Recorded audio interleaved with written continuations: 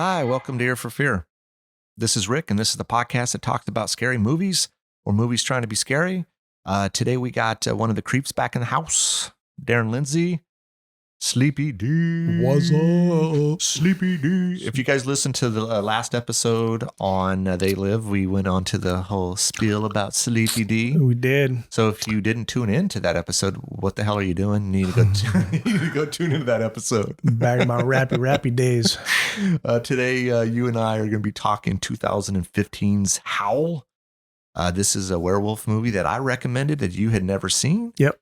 Before you and I jump into it, to provide our thoughts, let me do a quick synopsis. When passengers on a train are attacked by a creature, they must band together in order to survive until morning.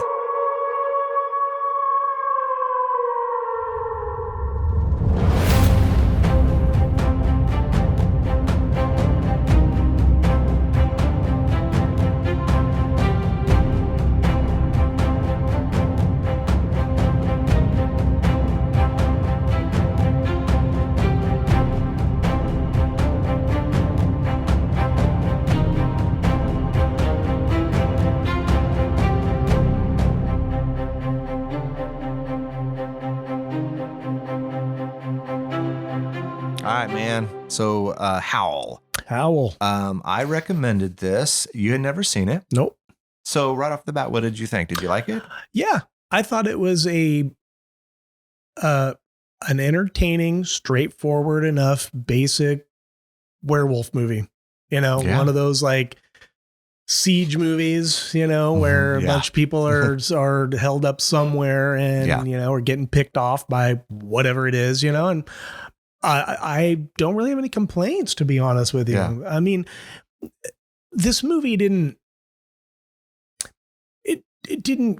break ground. It didn't shake up the werewolf genre by any stretch. It just what it did well. Yep. I don't feel like that it made, you know, or stumbled really in any real significant way.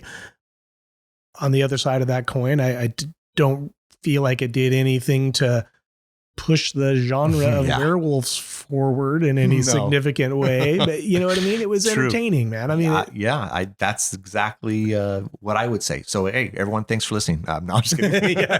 No, you're right. Out. You're right on the money with that, man. This is a solid like werewolf installment. Yeah. I had seen this years ago, once or twice, and I'm like, shit. I hadn't seen it in a while. I knew you hadn't seen it. So I'm like, man, I love werewolf movies. I think I gravitate more towards werewolf movies than I do vampire movies. Yeah. I don't know. The whole vampires are cool. But I think there's this other element that I just find myself getting bored with, and I don't know what that is. I can't put my finger on it. But werewolves, to me, I don't know. Maybe it's just more simplified. Like with vampires, there always seems to be like a whole backstory with like, oh, we've been alive for 500 years, and you know what I mean? Yeah, I do. I do. Mean, this is whole like. Well, it's like werewolves are just like, look, fucker. Yeah, that's you're just a werewolf. You just the full moon comes out. Man. I don't need all that other bullshit. I just give me these creatures and they're mowing down on people, and I'm like, it's cool kind of with more straightforward. But plus, I think werewolves come across more like monsters. Yes, they do. Than vampires do. Yes, I think there you go. I think that's part of it too. I think with vampires, there's always like some love story. I don't give a shit about that stuff. Like, look, I love Fright Night. Okay, Fright Night is one of my favorite vampire movies, but there's about 10 or 15 minutes of it where I wish, I know it's needed for the movie. I get it, all this stuff, but it just bores me. Yeah. But there's probably other people out there that love that shit. Okay, that's just not me. Right. I just like, the whole creature thing with werewolves. I love it. It's just this almost carnage, right? There's no backstory. Yeah. Let's just get at it. And I don't even think that people honestly even care how a werewolf became a werewolf. No. I don't give a shit. It's like, well, okay, maybe it's a virus. I don't know. Yeah. Fine. Done. Yeah. Done stamp. Good with it. Yeah. Yeah. Dude, Yeah. There doesn't tend to be like a crap load of mythology. Maybe there is a mythology to the werewolf, but I don't know. I don't feel it's necessary or needed to. No, I know when they did that underworld stuff with the Kate Beckinsale, there was like the whole kind of the two genres kind of together, right? The vampires and then the lycans, or is that what they are? Lycans? I don't know. Like that. Yeah. And then the whole werewolves, and I'm like, no, just separate the two. Give me separate. Yeah. Now, if there is one element, that maybe I wish they'd sort of done a little bit differently. I didn't, again, understand before I go down this rabbit hole, I didn't per se have an issue with it.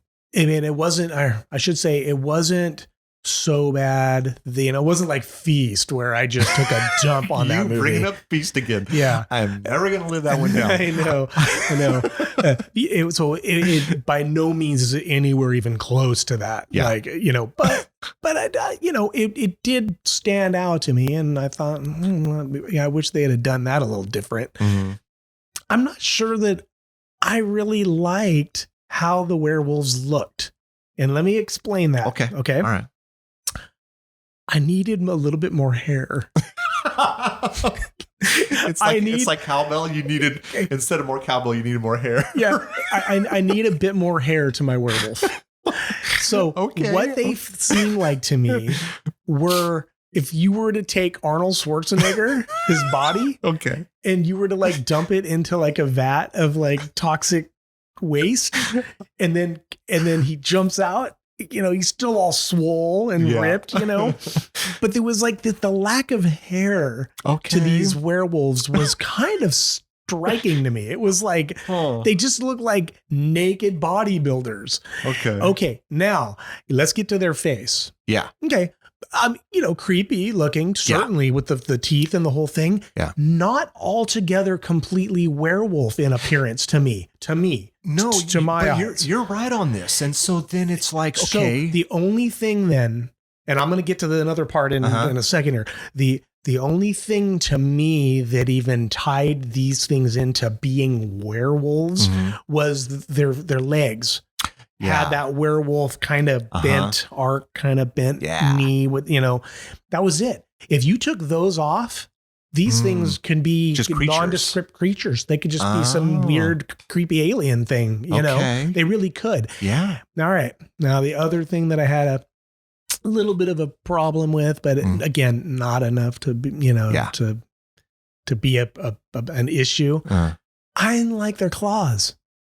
Yeah, I didn't like the claws. Dude. It was some crazy, weird combination of like a meld up of Freddy Krueger and Wolverine.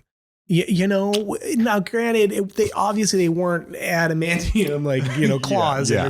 These are actual claws, but they were disproportionately big. They were. I noticed it rewatching it. The scene where and one of them screeches him like Freddy Krueger style. The hand looked overly big. Yes, it didn't feel right to me. Yeah. Yes, I agree with you on that. If they had shortened those claws down by 50%, to me, they would be, with a werewolf, I don't need those massive claws. No.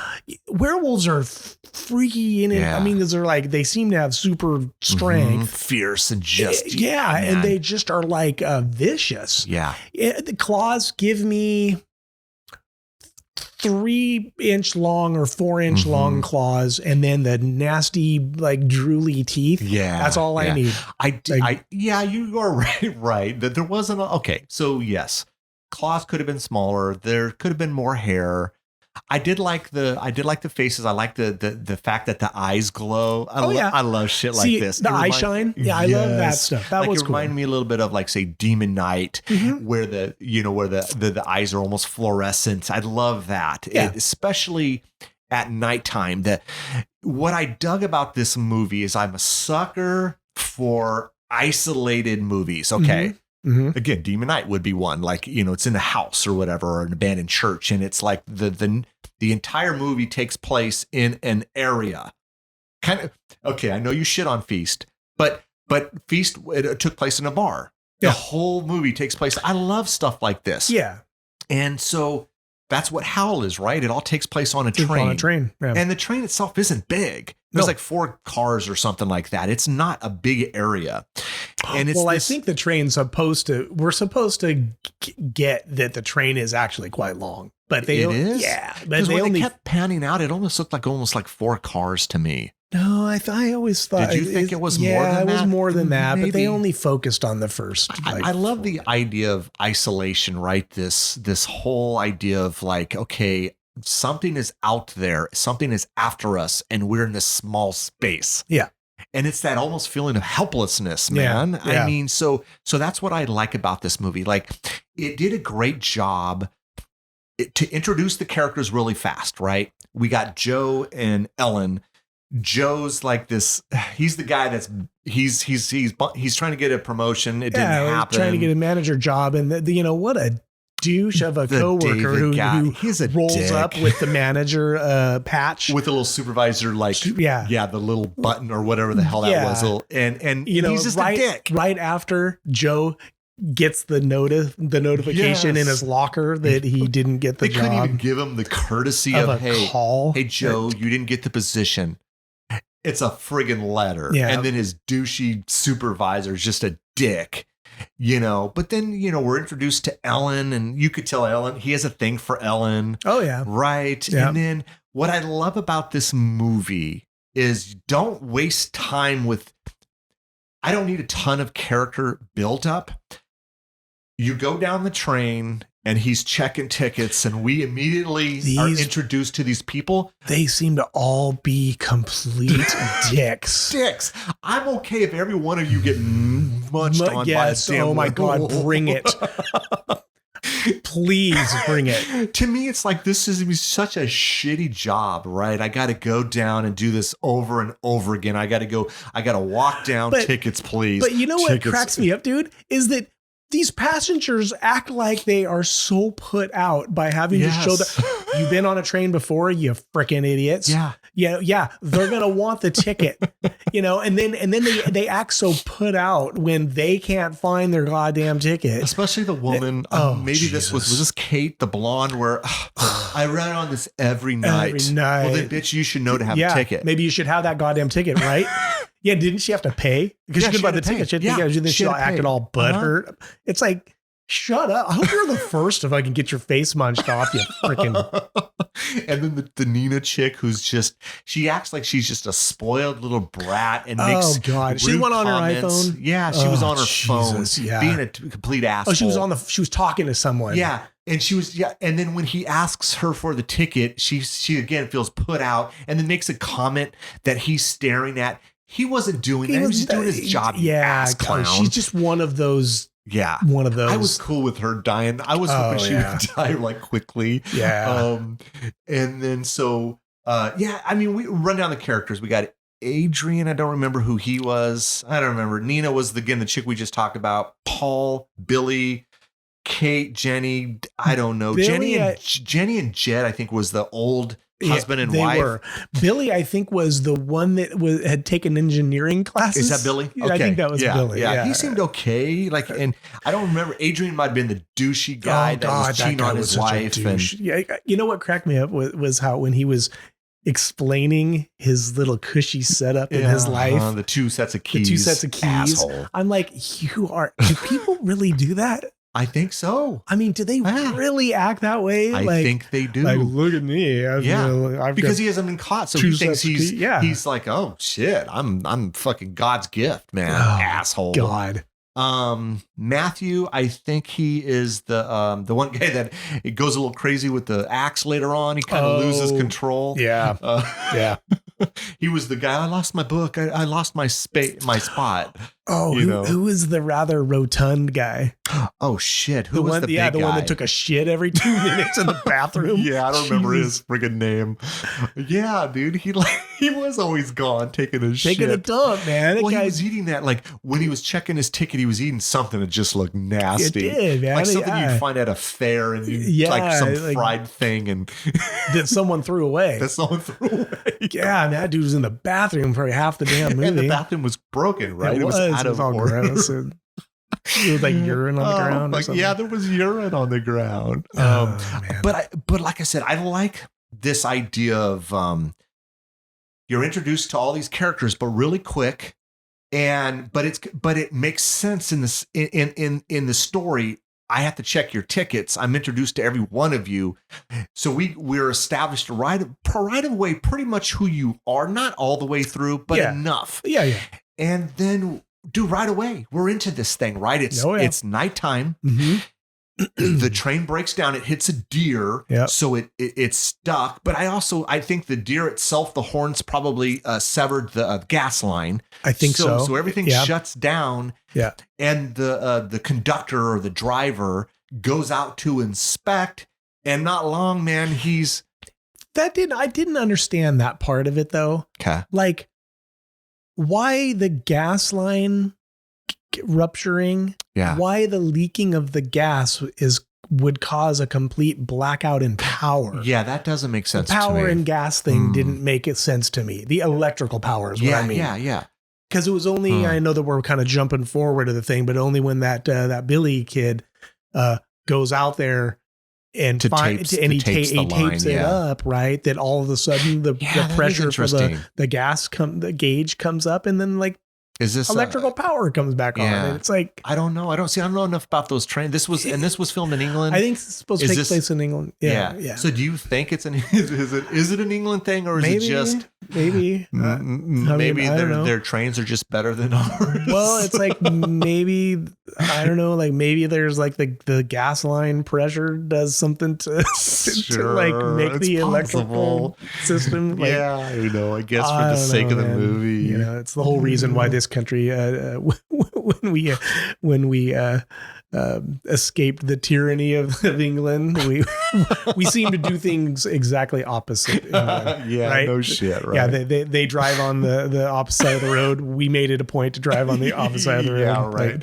And in the scope of things, their trains are just better. I don't know. Yeah, I do know there's a I know this is kind of there's a podcast that listens to us, and I listen to their episodes a lot. It's called Creeping in the Family. So, hey guys, I'll throw out a shout out to them because I know they listen to us, and they're from England. Oh, so okay. Hey, Shar, if you're listening, please let us know about your trains. Let us know about your trains. Like, is that a thing? Like, if the gas line is severed, does everything else shut down? I'm just curious. Like, I know the train itself wouldn't run, but would it black out? Again, so now just all things equal, we're assuming this is England. It seemed like England to me. I thought it was England. Crap, we didn't look it up. While we're talking about it, look it up to make sure, because then I don't know, maybe it could be in some other country. We just assumed it was, you know.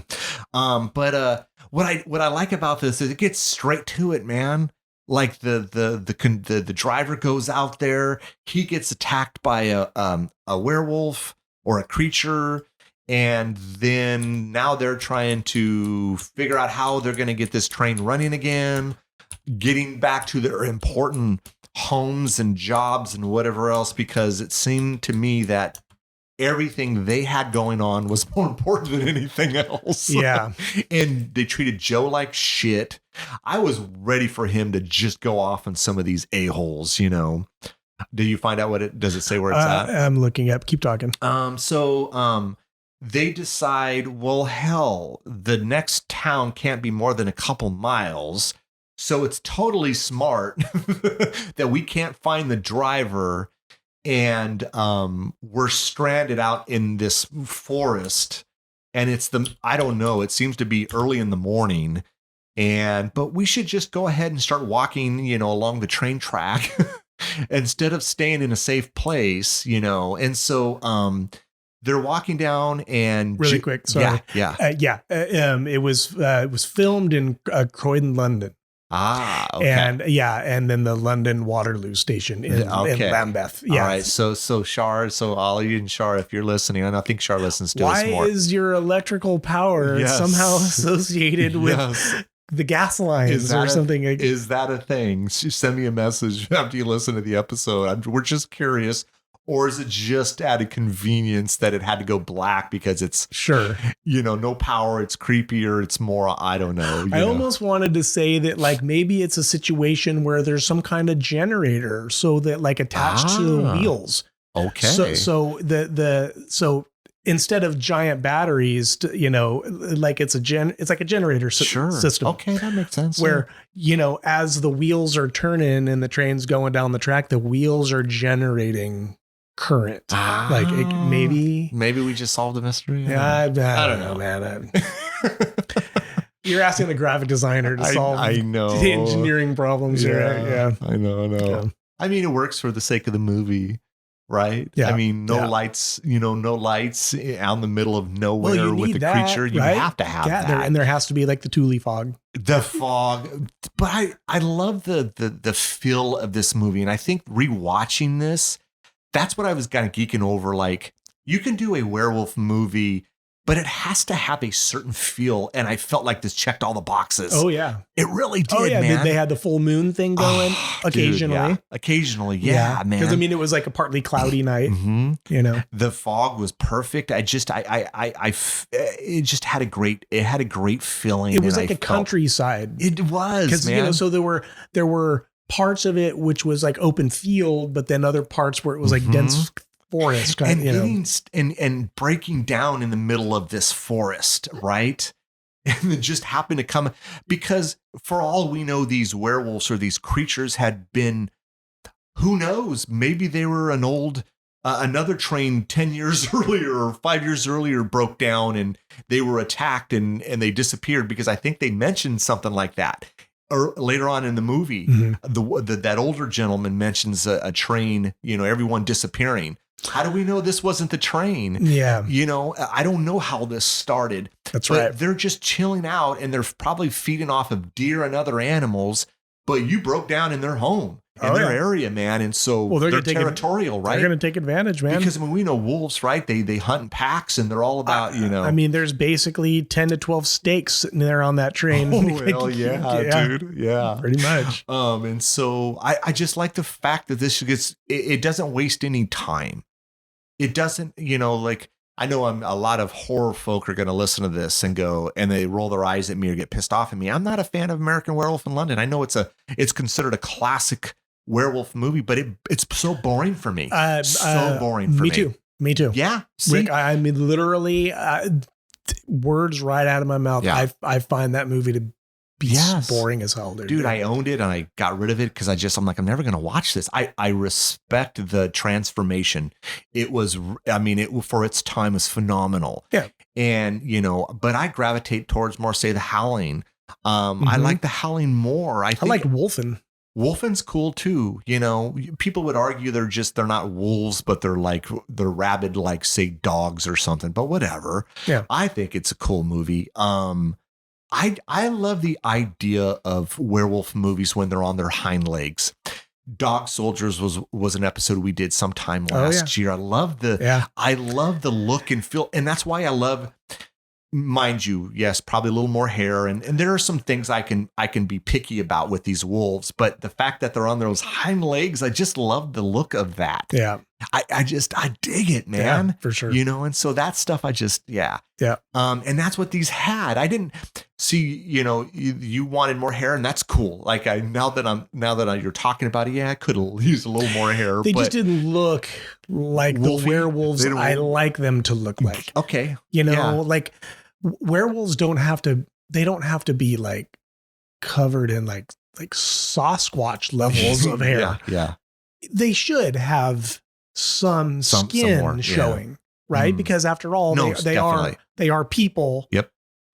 Turned into like a werewolf, wolf, right? Wolf, so it's like a hybrid kind of a thing. Yeah. But these guys were just too naked, man. Too naked for you. Yeah. See, and I personally didn't mind it so much. I'm okay with it. I there were a few issues I had. The claw was an issue for me when it was running its hand against the outside of the train. Later on in the movie, I know we're jumping ahead, but later on in the movie, when it became daylight, I got to see more of the werewolf, and it didn't look as good because the darkness hides your imperfections of, say, you know, practical effects, right? Mm-hmm. It does a little bit. And so when that's why it was like when it became day and you're showing me these, oh, it's not as cool, man. Yeah. Because at nighttime you can see the eyes glowing and we just, you know, almost the shadows and stuff. And it's just like, oh, then, you know, but I know we're jumping ahead. I mean, you know, the fact that the driver's dead, Joe comes across the drive. Let's get back to the train. The older lady, I think her name was Jenny. She gets attacked. You know, I love this where she's being thrown up and down. Like half of her body's like stuck in the door. Yeah. And she's being thrown up and down. That's that force of this werewolf, this creature, right? Her, basically. Man. And her leg gets torn up and so and then, you know, they lock it back up and they're freaking out because I mean, what the hell is this thing? You know? And so, you know, we start seeing, I don't remember. I think this was a scene where the kind of douchey chick on the phone, the cell phone, the Nina chick is she the second victim after the driver? She gets pulled through the window. Yeah, and you're thinking she's cool, right? I mean, the window's boarded up. We're good. The werewolf punches through, grabs her, and you know. Yeah. Is that the second death? I think it was. Yeah. And so they're like, okay, well, maybe we should board this thing up with, you know, and like all kinds of stuff. All kinds of shit. There was a lot of stuff on that train. There was a lot of shit in that train. Good Lord. Well, I was thinking, and this is so dumb. And the only reason I'm thinking about this is because recently I was using my drill and I had to charge that thing up like 4 times. I'm like, they got a drill and they're using this drill to like drill all of these extra pieces of the train to board up the windows and doors. I'm like, damn. I'm like, do they have extra batteries? You're not plugging that thing in anywhere. It's stupid things that we think of as we get older. Yeah. I was just tripping out on like how much material laying around in that train. To extra like doors and gates and all these. Like, it was like, I don't know. I don't know what the hell it was and where they got it from. What do they call that? It wasn't chicken wire. It was like.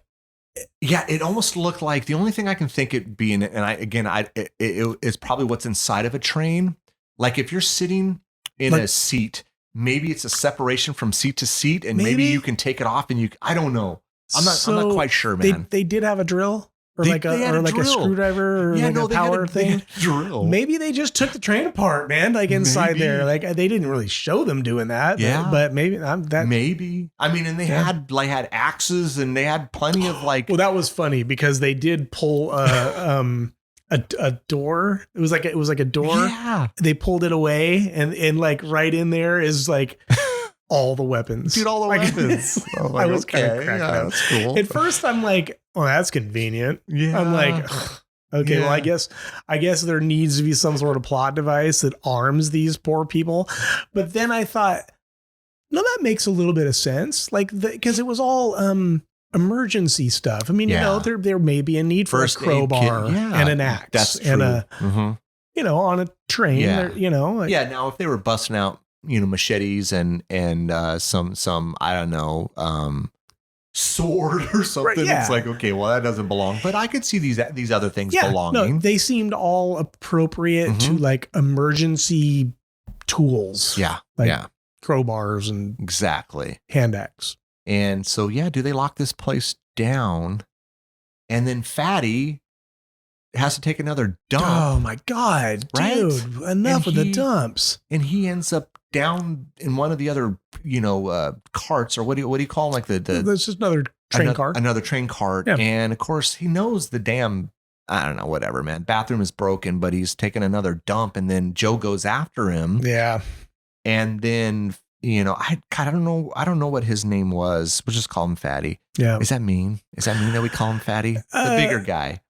I'm sure he's a nice gentleman. The bigger guy. That what was hilarious earlier in the movie, he was more focused that he missed his stop, other than the fact that people were dying at the hands of these creatures. That cracked me up because his responses to the girl, I don't remember which. I probably was it Nina at that point? I don't remember. He was being so stupid that she eventually goes, "Glad to have you on the train." Oh, maybe it was Kate. Maybe it was Kate. It was just her. The thing that she said was just like, "Oh Kate, God, you're just worthless, aren't you?" Yeah, he was. Like, he was. Nice to have you on the train. Yeah, you're going to be a real help. Yeah, you'd be real help for us, man. Yeah. You know, when you're not shitting. Right. Which was appropriate when he died on the toilet. Yeah. I mean, you know. God. So when Joe went to go find him, he's getting attacked, and they fucking locked Joe in that extra cart. Yeah. You assholes, man. Yeah.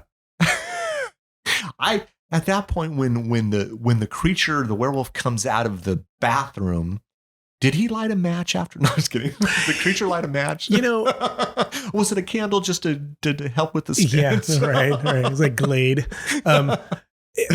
You know, even though as the movie progressed, you sort of, you know, they banded together. Well, they all did, but some of them started to, certain individuals started to sort of split off once it was convenient for them, that, you know.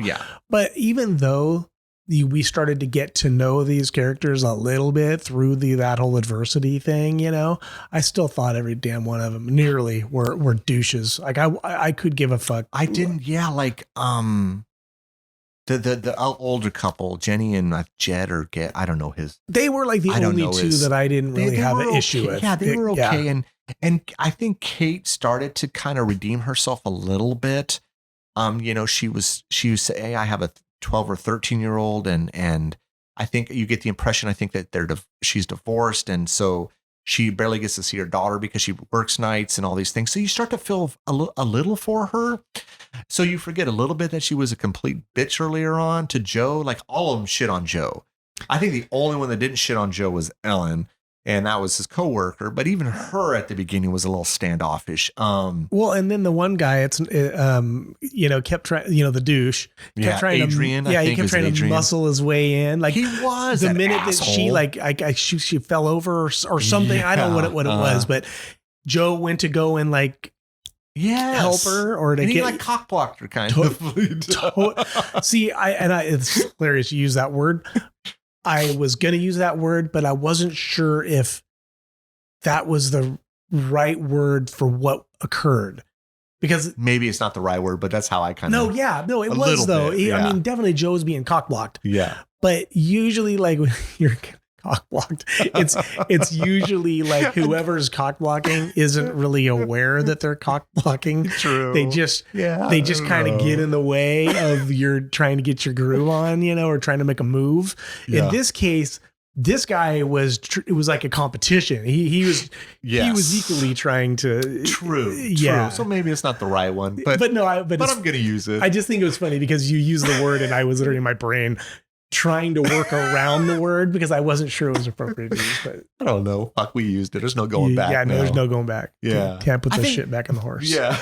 I think what we know is Joe is submissive a bit, right? He's just kind of like, he's been shit on forever. He likes Ellen, and this Adrian guy is an asshole, and he's going to just his 2 sets of keys. His 2 sets of keys. I mean, what an ass, man. So yeah, I mean, let's see. Bigger fatty guy gets it. They do grab Joe at the last minute and get him out of the cart. Yeah. I mean, you know, hey, thanks for throwing me a bone, man. Right. After I've been trying to look out for all you assholes. Yeah. And so, but in the meantime, we start to see Jenny, you know, she was bit. So she's sick, but we're on the fence, right? We think in our head, well, she's going to turn, but well, maybe she's not going to turn. Maybe it's just the fact that she's got this open wound and she's going to, you know what I mean? Did you ever think like, I for a second thought, okay, maybe it's just an open wound and she's going to be okay. No. Because it's like, there's different tropes, right? Like if a vampire bites you, do you turn into a vampire? And is it the same with the werewolf? Like if you get, because I don't recall, and correct me if I'm wrong, if you get bit by a werewolf, do you really turn into a werewolf? Because most of the time they just eat you anyways. No, yeah. So you turn into a werewolf. Absolutely. Which would be similar to American Werewolf in London, right? When they were attacked at the beginning, his friend dies, and then he turns later on. Okay, then never mind. No. In my mind, that old lady was, because she would go and turn because okay. So this is what okay. let me kind of fish this out here. There are in different movies, there are different tropes. Like they all follow different things. It's like simply, okay, for instance, zombies, right? They follow pretty much the same tropes, right? In order to kill them, you gotta take off their head or the brain thing, whatever else. Right. But in some movies they're fast, and in other movies they're slow. You know, it's just your idea. In some movies they talk. Remember in Return of the Living Dead, when the zombie gets on the speaker for the ambulance, hey, send more cops. Yeah. So, and it's like, but you know, so then it gets back to me. It's like, well, okay, in some werewolf movies, like, okay, this one obviously, American Werewolf in London, if you get bit or maybe, I don't know, mauled or some sort, like something, like you get scratched, some movies you turn into them, some you don't. I mean, you know, what do you think, man? I mean, I don't know. In my opinion, if you do not get eaten and killed by a werewolf, if you just get bit or severely scratched, your ass is turning. Your ass is turning. Yep. Okay. Period. That's it. That's for the sake of this movie, that's what happened here. That's what's happening to me with werewolf stuff. Okay. Because to me with werewolf stuff, you know, werewolves, again, I'm sort of inventing my own backstory, but I think there probably is already backstory to the origin of a werewolf. But to me, it's biological. Okay. To me, it's virus, similar to the type of zombie. You know, it's like with zombies. And sometimes I don't know if I'm exactly correct on this, but I always categorize zombies in two camps. Okay. There's the type of zombie that is a zombie. They're basically a reanimated dead person. Okay. Kind of. Okay. And who knows what animated them? Okay. Could be supernatural. I don't know. Sure. Whatever, you know. Then there's another camp of zombie, which I think is the main camp. That's where most people associate a zombie, and that's viral. I agree with you 100%. Yeah. And so to me, the werewolf is a viral thing. Okay. And so like the zombie, the viral version of the zombie, you get bit by one of them and don't die, you're going to turn. Yeah. Okay. Yeah. Just like in a werewolf, if they haven't mauled and eaten you, and you've managed to get away but been bitten on, your ass is going to turn. Okay. All right. Cool. All right. Yeah, I could see that. All right then. Which is what happened. I was on the fence a little bit. Like my first gut reaction, oh no, that bitch is going to turn. And then I was like, okay, well maybe she's not going to turn. And then she turned. Well, then of course when she like vomits profusely. Well, yes, at that point. Like for a second, I'm like, okay, well it's that open wound and she bled a lot, and maybe it's the infection setting in, and it's a fever, and for like a slight second. And then I'm like, oh yeah, no, she's turning. For sure. She's turning. Yeah. And then of course you can start to tell later on. Dude, okay. So what would you do in an instance where, okay, so Billy, this engineer, hey man, I think I can fix it. I can fix it. Well, you know, he had I got like this killer set of two. My dad's a TV repairman. I got this. I can fix it. You can't fix this, but I can fix it. He took a couple of engineering classes. I'm like, I can totally I can fix it, man. You can't fix this because anyways, I just love when I can throw in some Fast Times reference. Yeah, wasn't Spicoli's dad? Wasn't he like a TV repairman? He's got a great set of tools, man. I could do it. I can fix it. I can fix it. You can't fix this because I can fix it. fucking couldn't fix that shit. He Hell threw no. he took, which was a smart way of doing it, right? Let's just spray paint our rival football team. Football team. Hell yeah. Yeah. But if Billy thinks he can go out and fix this, okay. He may, dude, I mean, cool. So he gets out there with, I think it's Matthew. He seemed to know what he was talking about, man, because they went to the cockpit of that train and he said, okay, he started throwing out all the terminology, all the stuff. This has got to gauge, got to come up to here. Once this thing happens, this got to push, and then you got to push the thing forward. He was on the money. He was. Now, Matthew, who rolls on out there, he's the axe guy.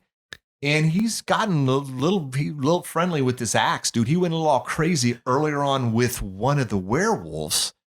And so he goes out there, dude, would you roll? I mean, I put myself into the shoes. If I inserted myself into this situation, I am staying as close to that train as humanly possible. I am not rolling on out into the forest. Okay. If it's a scene that I think you're talking about where dude just goes out into the okay. Yeah.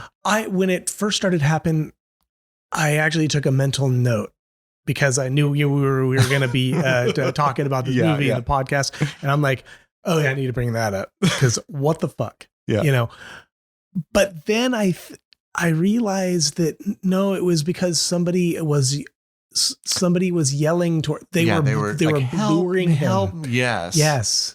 So there's an intelligence there. Like these werewolves, obviously they are people. Like they can somehow. Mm-hmm. Okay. Mm-hmm. Okay. Hold on a second. Okay. Before we get to that one point, do you think that she was partially still alive? And she wasn't completely dead yet, and they were eating her because they were eating her up in the tree. No. So you think they had somehow mimicked her voice? Yes. Well, no, I don't. I don't necessarily think that. Well, I think that it was just a voice. A voice. You think so? Okay. Damn, dude, that's pretty good. I think we're giving them these werewolves or creatures more credit. So no. Okay. What I'm saying is that no, I don't think that they were mimicking her voice. If you remember, in that group of werewolves, there was at least one female. True. Okay. I think it was just that female going, let me go ahead and say help and help. You know what I mean? They weren't trying to mimic that passenger's voice. Okay. But if you're panicked, and you're freaking out and you got something that's murdering up and eating people, you know what I mean? You're not in a right state of mind. No, you hear help and you might think it is that girl. Yeah. You know what I mean? So you think it was simply a creature werewolf, a female, that was yelling out to... Absolutely. Is that what you think? Absolutely, man.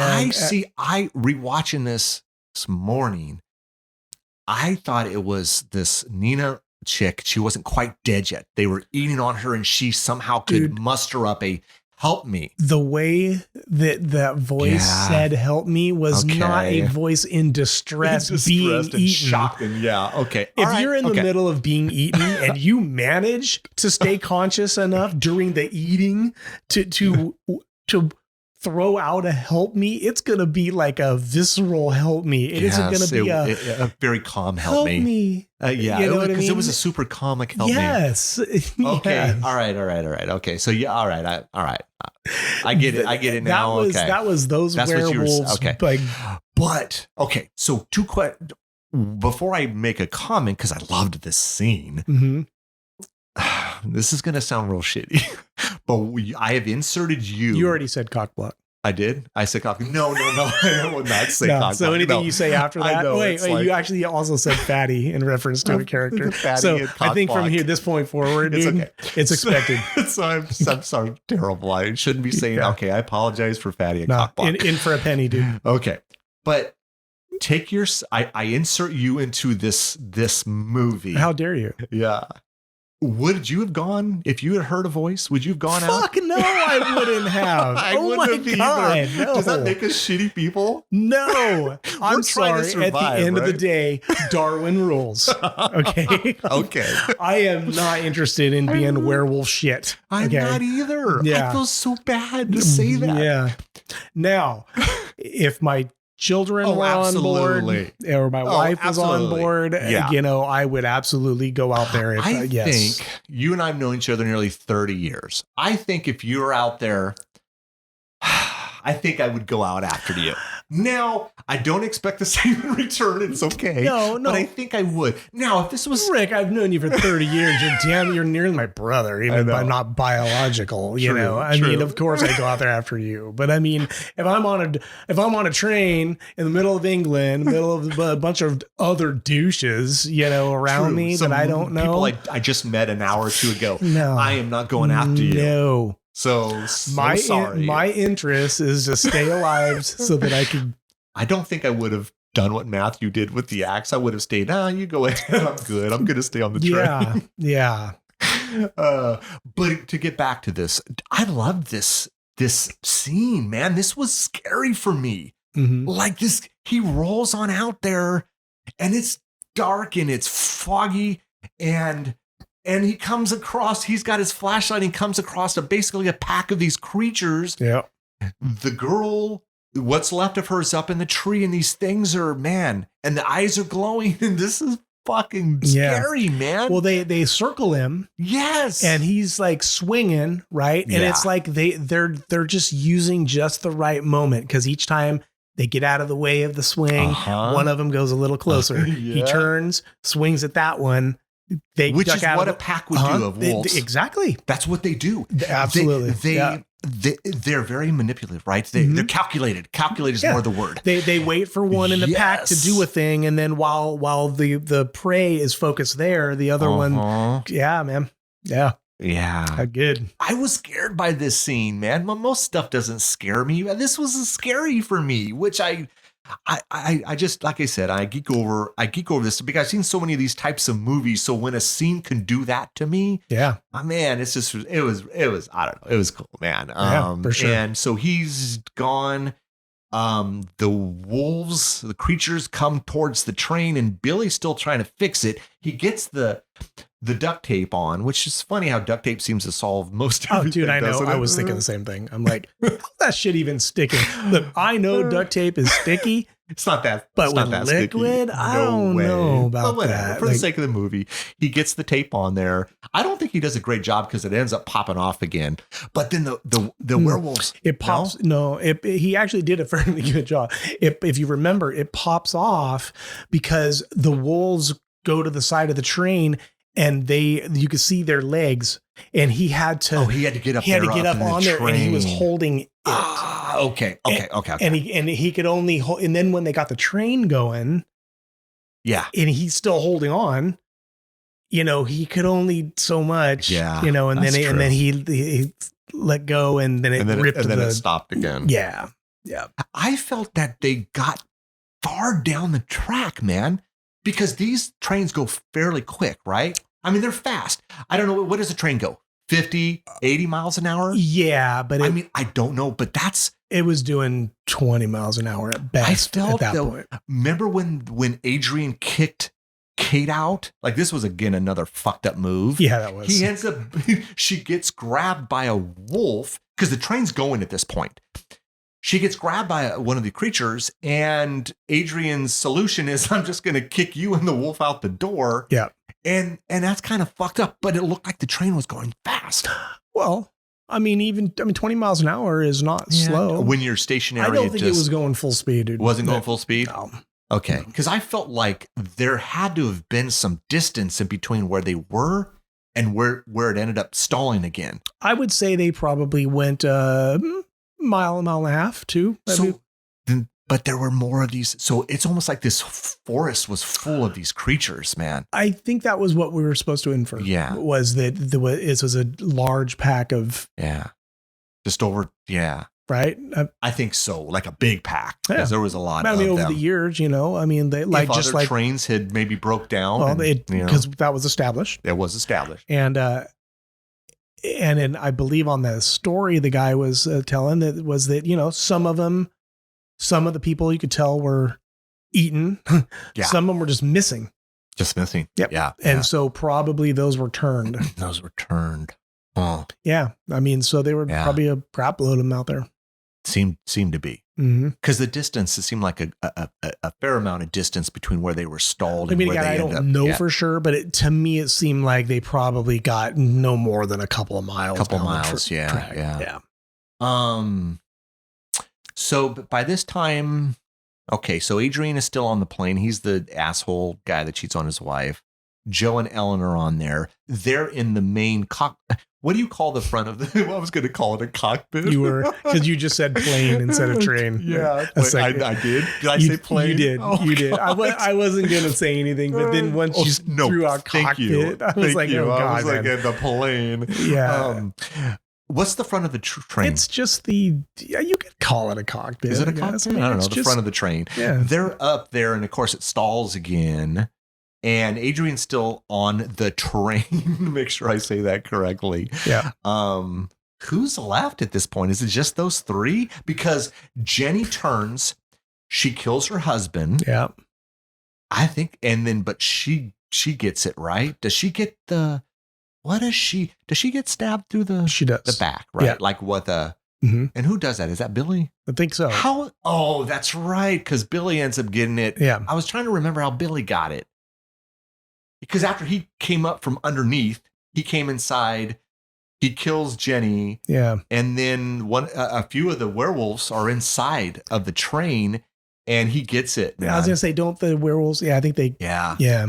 And I think Adrian steals Joe's keys, locks them in the damn train, and he bolts. Yeah. Because he's always looking out for himself. Yeah. Billy gets it. They get out.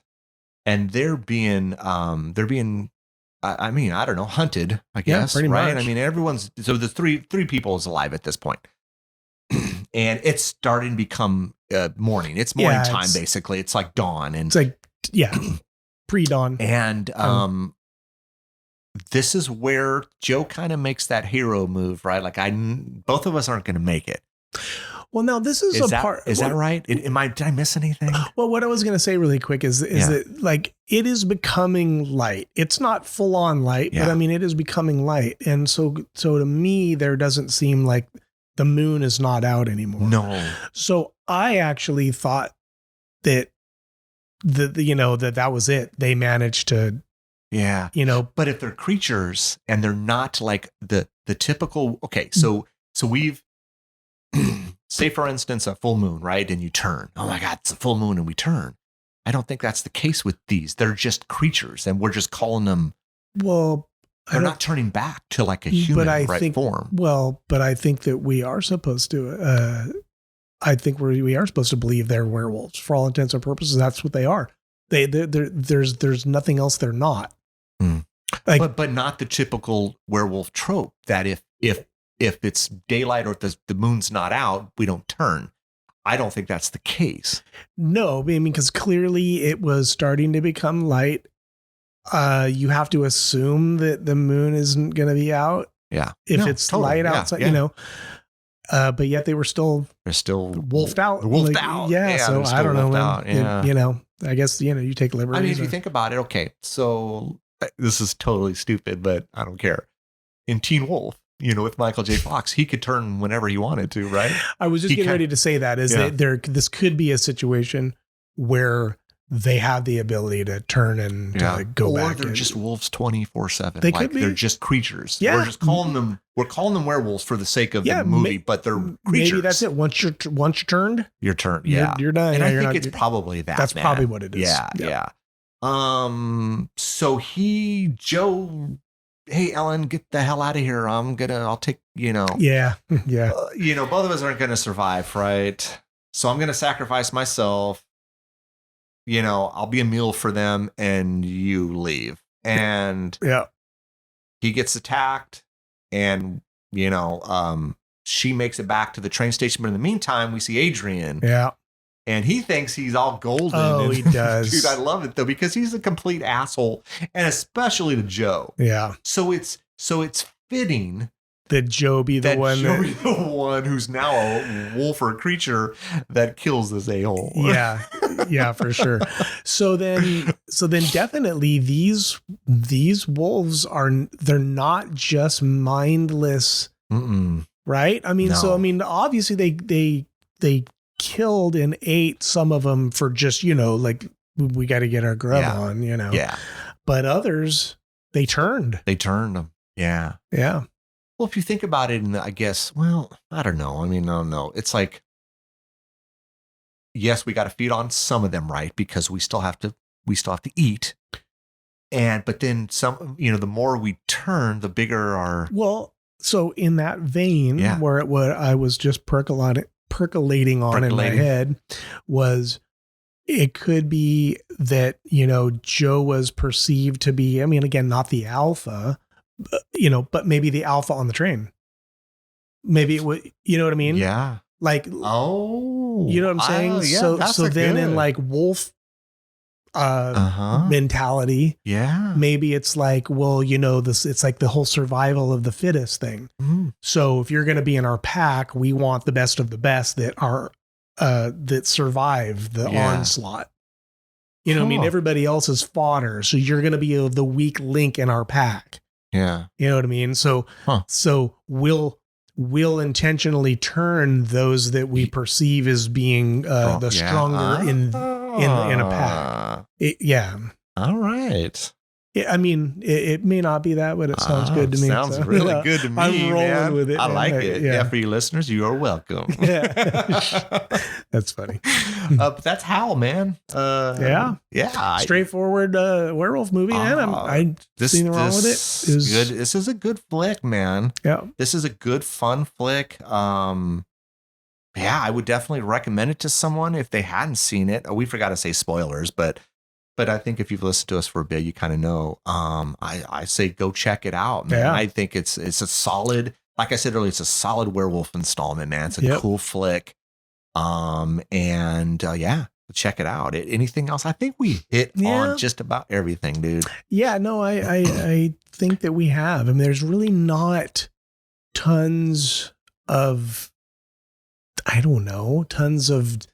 depth or anything to not really needed, to explore right? On this. No, not really. No, I just don't. And that's why I was saying earlier on in the episode is like, I loved how they didn't waste any time. They got right to it. Mm-hmm.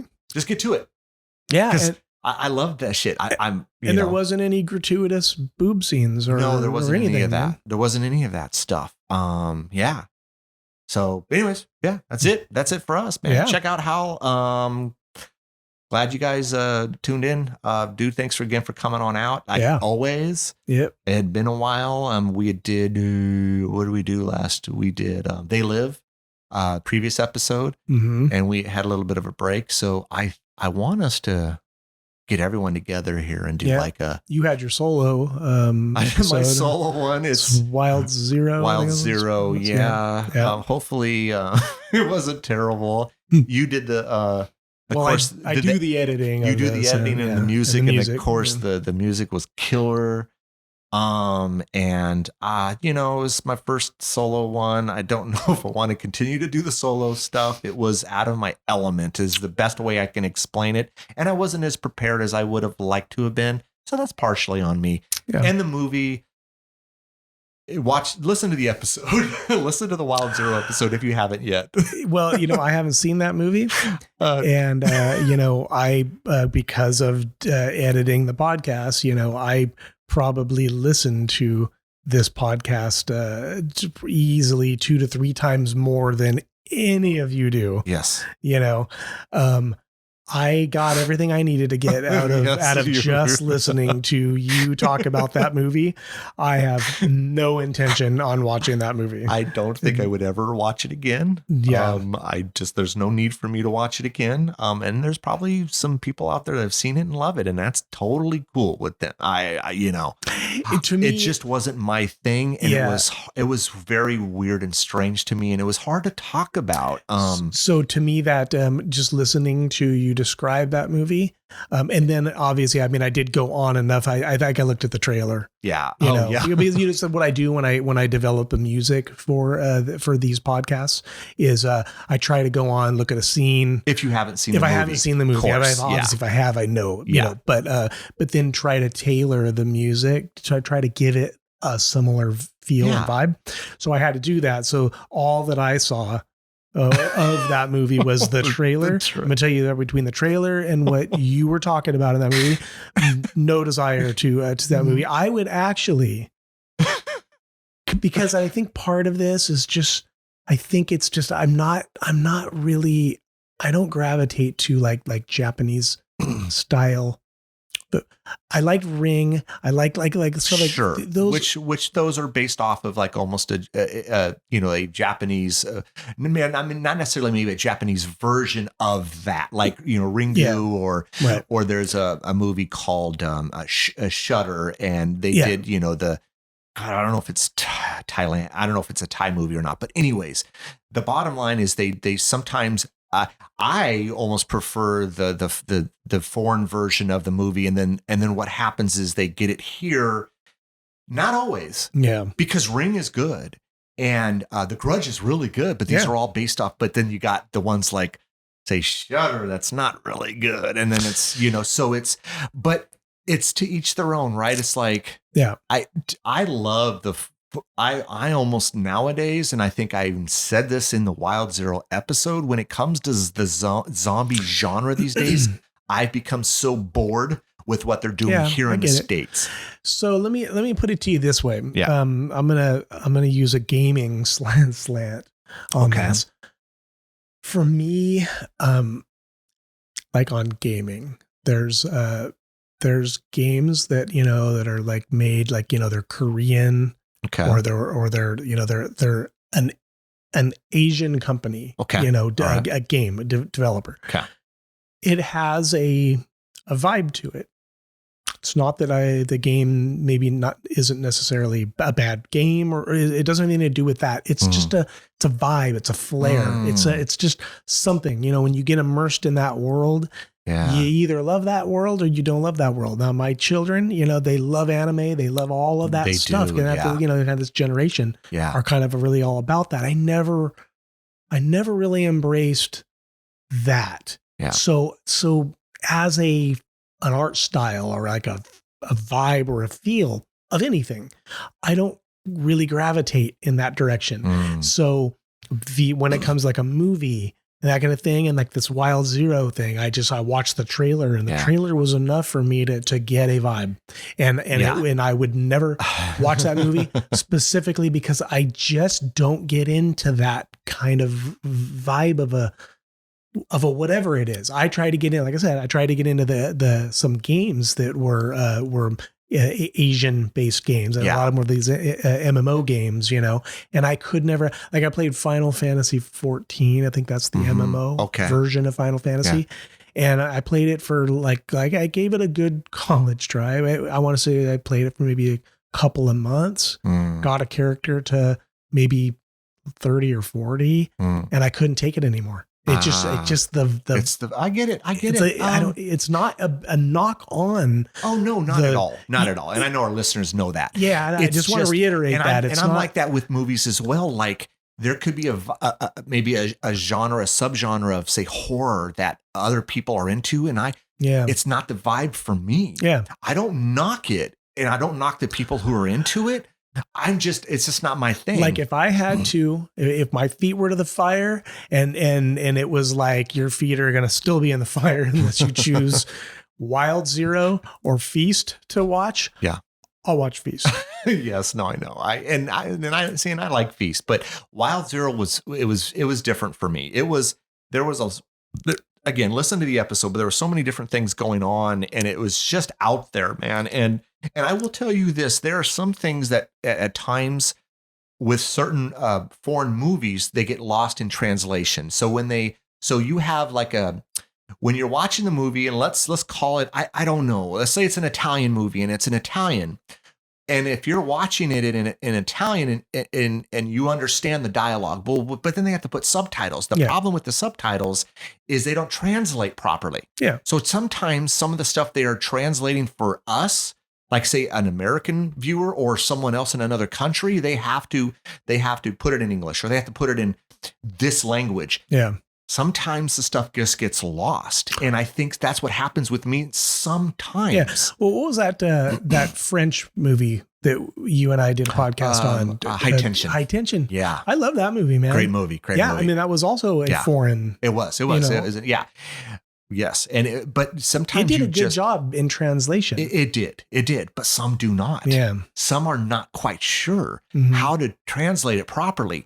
So when we're reading the dialogue, and maybe the dialogue at the time is super important to the scene or what's happening, and it doesn't translate right, we're like, what the hell just happened? Yeah. We kind of get lost. And I've seen that has happened to me. Yeah. I am all for you guys have suggestions for foreign horror movies, send them out my way. I'm cool with them. It's just sometimes they're hit and misses, but it's like that with every movie, right? Feast. We keep coming back to Feast. It was a miss for you. It was. It's a hit for me. I know it's not the greatest movie ever, but I had fun with it, and that's really the bottom line. Yeah. Well, there's a game coming up that's I think going to be coming out in December for North America. Yeah. It's been out since like 2018 in Korea. Oh. It's called Lost Ark. Okay. I'm really into, for any listeners who game probably understand, I'm really into hack and slash isometric, Diablo 2, okay. Diablo 3, that stuff there. I am just a sucker for those games. Like, I don't know what it is about everything, just the isometric top down, all the loot, all that, I just love them. Yeah. Can't get enough of them, played millions of them. Like as many of them as there are, I've played. Yeah. And there's this, it's called Lost Ark, and it's Asian. It's a Korean game, came out in 2018. Yeah. It is total hack and slash. It's like if you were to take Diablo 2 and you were to put a Korean Asian skin on it, and then whatever their lore. I don't know enough about the game. Sure.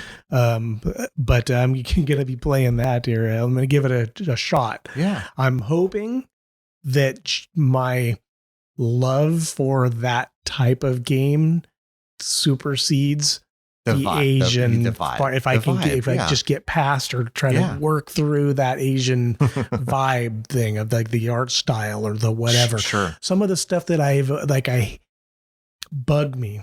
I remember one game, it wasn't Final Fantasy, it was this one other game. And the visuals, Rick, it was breathtaking. Yeah. This game was so astonishingly good in terms of aesthetic, but the characters, I chose a female. I don't remember what the character was, but every single time she would do an attack or do a thing, she would say these stupid things like "Cur hair give, Pikachu," like these stupid things that I'm sure mean something in that culture, but are completely lost in translation for me. And it was annoying. Yeah. It's like every single time this character would swing her sword or do whatever she was doing. Oh gosh. Pikachu, hair give. It just wouldn't fit. It just wasn't. It literally grated on my nerves. And by about, I think I managed to get about a weekend. And by the end of that week, I'm like, I can't do it anymore. Oh man. I can't do it. I can't do it. I got to end it. Yeah. Oh man. Yeah. So I'm hoping this game, and I know we went off on a game tangent there, but I'm hoping that game I can muscle through it. Yeah. No, I get it, man. I mean, there's just certain things. It's like I respect any art form, like the anime that you're talking about. I watch some. I don't go out of my way to watch it, but I see some of it. Like Donovan is into it. And I think the art itself is just breathtaking. Yeah. Oh, for sure. But I can't get into the story. Yeah. But the art itself and the amount of work and time that goes into it just blows me away. Mm-hmm. Oh yeah. But it's just not my thing. Yep. It's again, the vibe you're talking about, And so anyways. Yep. Anyways, well, I think that's it, man. Cool. Thanks again, everybody. Stay safe. Tune in, and I'm not sure what episode we're going to do next time, but just tune in and I guess that's it for us. Yep. All righty. You listened all the way to the end. We appreciate that. Don't forget to follow us on Instagram at Ear for Fear Podcast, Twitter at Ear for Fear, and subscribe to our YouTube channel at Ear for Fear Podcast. You can also check out our website, earforfear.com. There we list news and events. We're available on all the main platforms, so make sure you tell a friend. We hope you come back and get an earful.